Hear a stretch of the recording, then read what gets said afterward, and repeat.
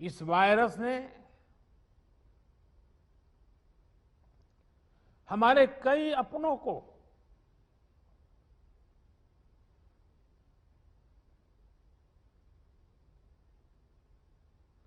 हमसे छीना है।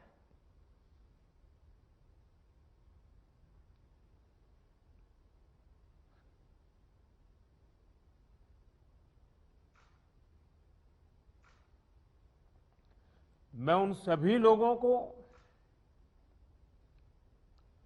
अपनी विनम्र श्रद्धांजलि देता हूं और उनके परिजनों के प्रति सांत्वना व्यक्त करता हूं। मैं काशी का एक सेवक होने के नाते हर एक काशीवासी का हृदय से बहुत बहुत धन्यवाद देता हूं। विशेष रूप से हमारे डॉक्टर्स ने, नर्सेस ने, technicians, ward boys, ambulance drivers, आप सभी ने जो काम किया है वो वाकई सराहनीय है।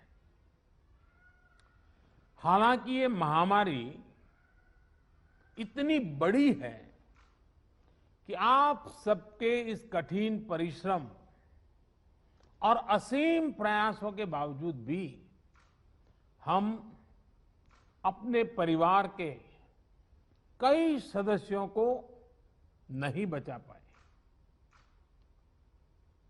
इस वायरस ने हमारे कई अपनों को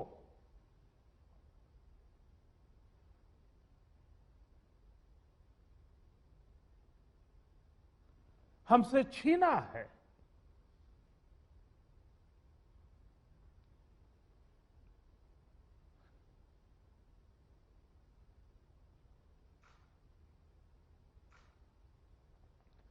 मैं उन सभी लोगों को अपनी विनम्र श्रद्धांजलि देता हूं और उनके परिजनों के प्रति सांत्वना व्यक्त करता हूं।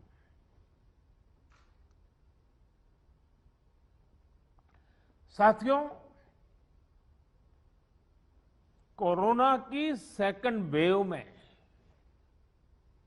हमें कई मोर्चों पर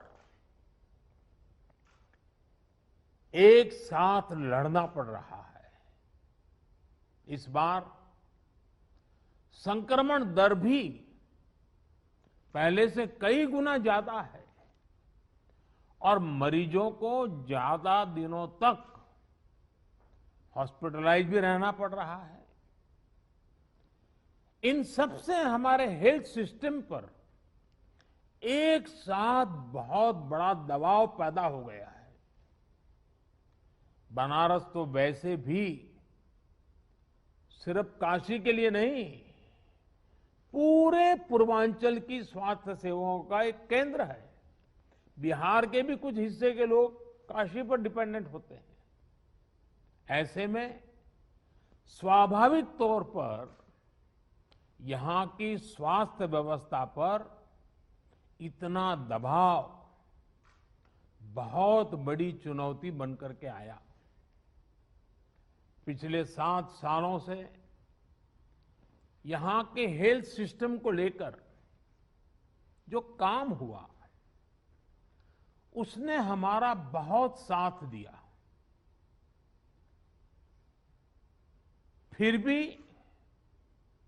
ये असाधारण परिस्थिति रही।